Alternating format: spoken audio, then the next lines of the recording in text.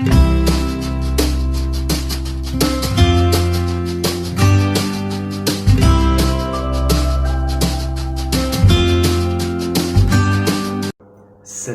warahmatullahi wabarakatuh. Tajuk pengucapan awam saya ialah gejala buli dalam kalangan pelajar di Malaysia. Apakah itu buli? Buli ialah perbuatan mendera atau mempermainkan seseorang, sama ada secara fizikal ataupun mental, atau perbuatan agresif yang mengganggu individu tersebut sehingga meninggalkan kesan kepada individu tersebut. Tujuan utama buli adalah untuk menunjukkan bahawa diri pembuli ini lebih kuat berbanding individu-individu lain. Oleh itu, terdapat beberapa punca gejala buli dalam kalangan pelajar di Malaysia ini berlaku. Punca yang pertama ialah faktor fizikal dan personaliti. Saya bahagikan kepada dua, iaitu pembuli dan mangsa buli. Pembuli kebiasaannya seorang yang garang, bengis, bertubuh besar ataupun berbadan sasa. Kebiasaannya pembuli ini akan mencari mangsa buli yang lemah dan tidak mampu untuk melawan semula perbuatan si pembuli ini. Ataupun mangsa buli ialah seorang yang kurang cerdik atau kurang dari segi rupa paras. Mangsa buli ialah pelajar yang tidak mempunyai keupayaan atau kuasa untuk membalas semula perbuatan si pembuli ini. Bahkan pelajar yang cemerlang dalam akademik turut menjadi mangsa buli. Mereka ini akan diejek atau dipinggirkan dari rakan-rakan yang lain sehingga keyakinan mereka untuk terus cemerlang akan hilang. Punca yang kedua ialah hubungan kekeluargaannya renggang. Jika pelajar tersebut datang dari keluarga yang kaya raya, sudah tentu ibu bapa mereka akan sibuk dengan kerjaya mereka sehingga tiada masa untuk berkeluarga. Sebagai contoh, tidak bertanyakan khabar kepada anak-anak mereka dan tidak mengenali rakan anak-anak mereka.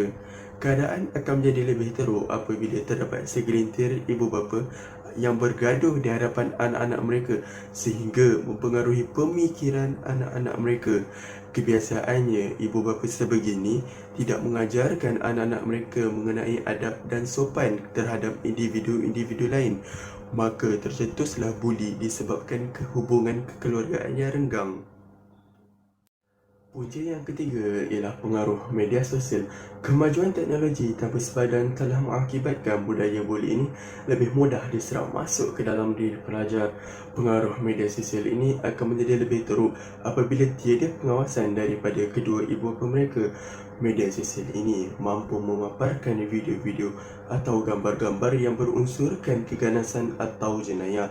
Kebiasaannya, pelajar-pelajar yang nakal gemar akan video-video atau gambar-gambar ini lalu diaplikasikan kepada rakan-rakan mereka di sekolah seperti menumbuk atau menyepak. Maka benarlah pengaruh media sosial ini turut menjadi punca gejala buli di sekolah berlaku. Punca yang keempat ialah pengaruh rakan sebaya.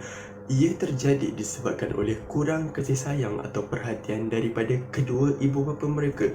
Sewaktu remaja, pelajar tidak mempunyai prinsip hidup dan matlamat yang tepat, maka jati diri mereka amatlah rendah dan mudah dipengaruhi sewaktu itu.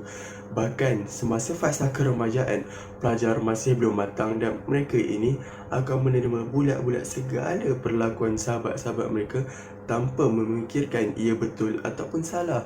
Lalu tercetuslah buli hasil pengaruh rakan sebaya. Kesimpulannya, kita haruslah bersama-sama membendung isu buli ini dengan lebih serius agar dapat dikurangkan kadar buli ini.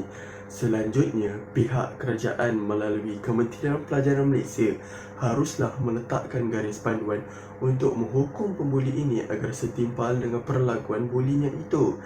Dan yang paling utama ialah ibu bapa haruslah mengambil peranan dengan mengambil tahu akan segala aktiviti anak-anak, bertanya khabar kepada anak-anak dan mengenali rakan anak-anak mereka supaya mereka dapat lebih perhatian dan kasih sayang daripada kedua ibu bapa mereka. Seterusnya, sesi soal jawab. Saya mendapat dua soalan daripada rakan-rakan saya. Yang pertama, adakah gejala buli ini akan berlarutan dari masa ke masa? Pada pendapat saya, ya, gejala buli ini akan berlarutan jika dipandang remeh oleh semua pihak dan tidak ditangani dengan bijak oleh sesetengah pihak.